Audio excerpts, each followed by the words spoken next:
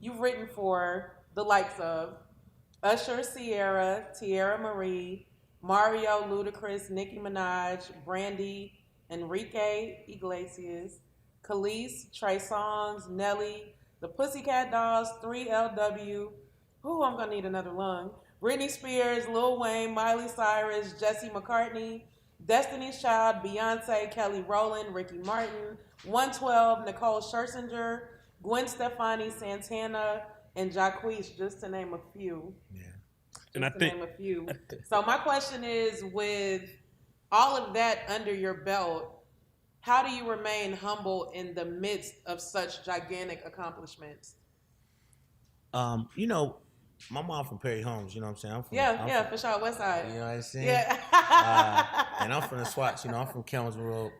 Yeah. I mean, it's hard to not be humble, right, from where we came from. It's just, you Right. don't never forget that shit. You don't forget the fucking ketchup sandwiches and, Yeah. you know what I mean, water with cereal and Yeah. shit. Just, you know, I always talk about my mom a lot, but, my mom was raped and left for dead when I was 5. Damn. Just the journey of like growing and learning all the shit that you learn to survive, you know, at a young age, teaches you so much about appreciating life. You know what Right, I'm saying? Like, so right. not only do I appreciate, you know, it's hard for me to get off my pivot of like realizing what life is about. You know what Yeah, I'm saying? And for a lot of sure. those songs were my contribution to the world from a talent perspective, and like, wanting to succeed, like wanting to be successful one day, wanting to be able to provide for my kids and put myself in a position where I never had to work if I didn't want to work no more. So Right. I feel like I've accomplished that goal. Now my goal is more so focused on showing the world how much of a great artist I can be, and showing the young kids that had a different talent than what's the obvious.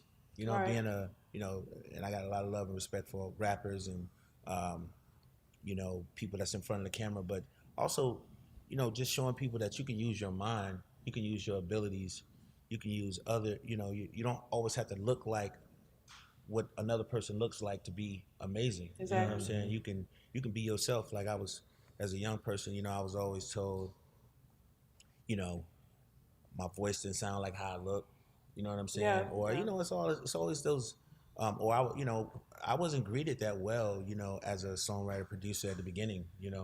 I was. Really? Hell yeah, I was hated on, and a lot of people thought that my style was whack. You know what I'm saying? But my confidence in I myself. guess you showed him, huh? Yeah, you know what I'm saying. My confidence was the one thing that was definitely the decision. It got motherfuckers together. You know what I'm saying? Yeah, Like, it kind of solidified your status. yeah. I Yeah. mean, because you got to show people. You can't like you can. Because niggas smell fear Man, they smell and they'll fear. prey on it. Yeah. Yeah, exactly. And it was a lot. A lot of contradictions. But my second record out was Usher's Yeah.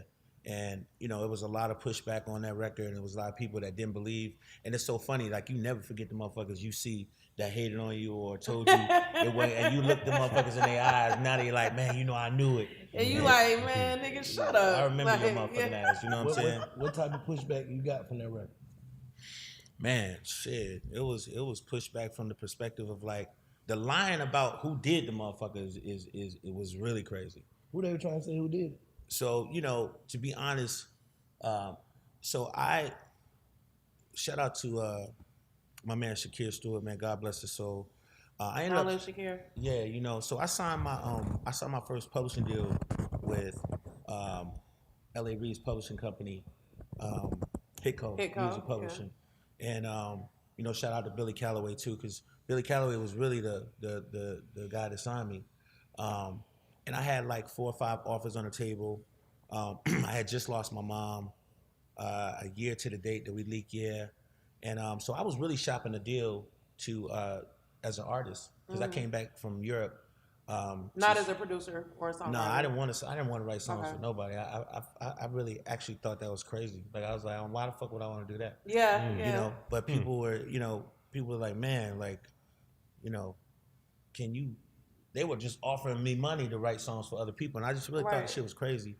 But then, when I lost my mom, it was just so much that she had taught me about, never putting your eggs in one basket, and my whole life changed and shit when my mom died. So you start thinking completely different when you'd have lost your everything. You know what I'm saying? Right. My mom was my everything. So I ended up doing my deal with Hitco Music Publishing, and so at the time it was quite a few different camps that were here. Shout out Noontime Man and Chris Hicks and Noonie, and then there was also Tricky and The Dream and all of those guys and that crew. And then there was like Pooh Bear, and there was a lot of guys that I really looked up to. Like I really looked up to Jonte Austin. I thought Pooh Bear was absolutely amazing. Yeah, he's incredible. Incredible. And so I was an admirer of like these talented guys, but then at the same time, there was a couple people that I had talked to, and they were like, you should sign a deal with us. If you don't, you know what I'm saying, we don't think you're gonna really like be that. And I was just like, fuck y'all talking about? Like, nigga, I'm smoking all y'all niggas over there. Like, your whole team, you got. But that was just me as a young kid, like being me. You know what I'm saying? I played sports and shit, so that competitive spirit was like embedded in you. Yeah, especially like where we came from, like like Adam Park and like niggas playing football and baseball, and I'm like, man, I've been doing this shit since I was shit before I could read, niggas, like, you know what I mean? Yeah. So it was so at the time I was trying to get once I did my deal, when you sign a publishing deal, you basically got, at the time, it's like, you got 12 months to motherfucking make your money back. Produce. Yeah, you know what I mean? To recoup, or you go into what they call suspension. Yeah. And so I was determined, like, ain't no motherfucking way I'm out of this motherfucking Finna get 12 suspended. months. Nah. Because, they stop your money, you know what I mean? So you would take an advance, right? And so I didn't take, like, I had offers for, like, Universal was offering me like $550. I had an offer for like $350 from Sony. And so the way I looked at it, I was like, I ain't taking all that money up front and shit, then I gotta pay that shit back. So I don't want that shit over my head. Right. So I was like, man, I'm gonna try to find a company here in Atlanta that I can just go drive up and pull up and talk to them. So I took me a deal for like $75,000. They gave me half of that up front. And then I took and the other part I broke down and they gave me monthly.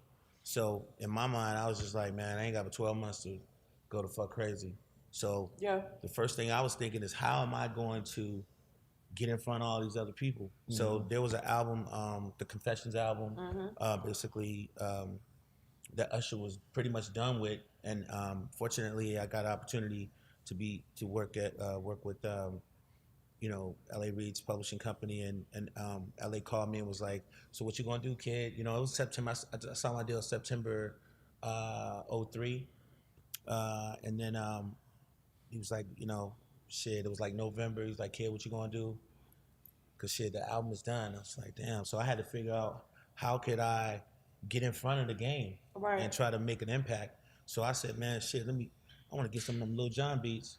And I'm gonna take one of them Lil Jon beats and put a fucking Michael Jackson song on, an original Michael Jackson song on a crunk beat. Yeah. Right. And so that was just kind of like the perspective of like how I looked at it. And I was like, damn, if I can get Usher to sing this song, I know I could finagle my way. Yeah, you know what I mean? Because I didn't think I was like, I love JD and Jermaine. I love JD and Brian Michael Cox, but I didn't think that they would do that. Right. I knew it was certain frequencies of songs I know they wouldn't do, you know what I'm saying, just naturally. So it was like, I asked, I think I had asked maybe Billy, what records they got on the album, and I heard, do they have any up-tempo records on the album? And the only up-tempo record they had was Caught Up. And so I heard Caught Up, and I was like, that's dope. That sounds like the Jacksons, though. Yeah. You know what I'm saying? That's like, that kind of reminded me of Can You Feel It? Don't Yeah. You feel it? So I was like, let me get this nigga Thriller. If I can do Billie Jean, Beat It, and Thriller in one song, I feel like I can beat everybody on the album. And that was the creative perspective of what I did. So shout out to my girl Delicia, who at the time was Delicia, I owe you dinner, lunch, and breakfast. But at the time, I had asked Billy to reach out, and shout out to L.A. Reid's son, Antonio Reid Jr. He was definitely a big advocate for me at the time, and he was working there, and he was telling his dad, like, he was fighting for me.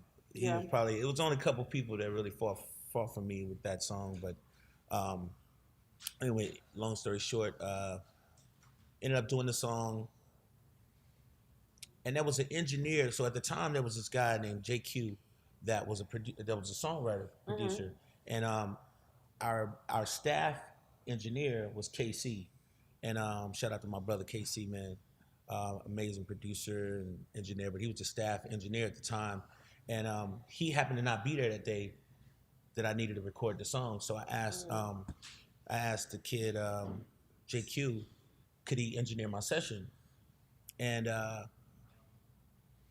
so he engineered my session. I finished the record, and then and so the next day I told, I was telling Billy and Shakira, I was like, yo, we got a fucking smash record like for Usher, and they liked it, but the next day Billy called me and was like, yo, Sean, so yo, can we give like JQ like maybe 5% of the song? And I was like, for what? He's like, well, he's a writer, and at the time I'm brand new, you know what I'm saying? Yeah. So I was fucking pissed, you know what I mean? Because I was just like, it's like if you do something, you do it, you know what I mean? If he'd have did something. So why they trying to get a nigga to 5%? But the crazy shit was, he was signed to the same publishing company, right? So it made more sense as a executive if you got two writers on a song from the same company. That's more equity in the song. You're working both of your writers, right? And at the time, I just felt like that was fucking robbery. I was like, y'all fucking me over, you know what I'm saying? But you only got so much juice when you new and when you're young. So, I agreed to it, man. And it kind of, now I feel okay with it, because it's just like, it's okay to give somebody something, you know what I'm saying? That could have helped that man's life. And I'm grown now, you know what I'm saying? But at the time I was straight livid, but the effed up part about it is when you start saying you wrote the song, you know what I'm saying? Oh. So then of late, it's like he started telling motherfuckers. And then to the naked eye, you have a credit on it, so it's like, okay, so maybe he's not lying. So that shit pissed me off, you know what I'm saying? It's like, man, how, like, don't fucking do that. So he ain't add nothing to the song? No. Zero. He just engineered the session. Well, I mean, personally, he engineered the session. Yeah. Okay. You know what I mean? And he was great. He's a great engineer, and I paid him. Yeah. You know what I'm saying? But I don't go in the studio to write songs. Oh, if you paid him, like, where the hell did the credit part come in? Well, because politically, I was dealing with the label. I mean, I was dealing with the publishing company. You know what I'm saying? And I don't. It's not a salty thing, and it's like, I learned later that that was a blessing for me, and it was a blessing for him. I just didn't like the fact that he was telling people he wrote the song. The shit pissed me off. But don't do that again, Jake. Yeah, don't do that. But but the thing about it, there was a lesson in that, and what the lesson was, I had to go really prove myself again. You know what I'm saying? I had to prove myself again and again. So my next single, that same week I did Goodies. Then that Then that next couple weeks later I did Check Up Money with Beyonce. Saying somebody else wrote Goodies at one time too, huh?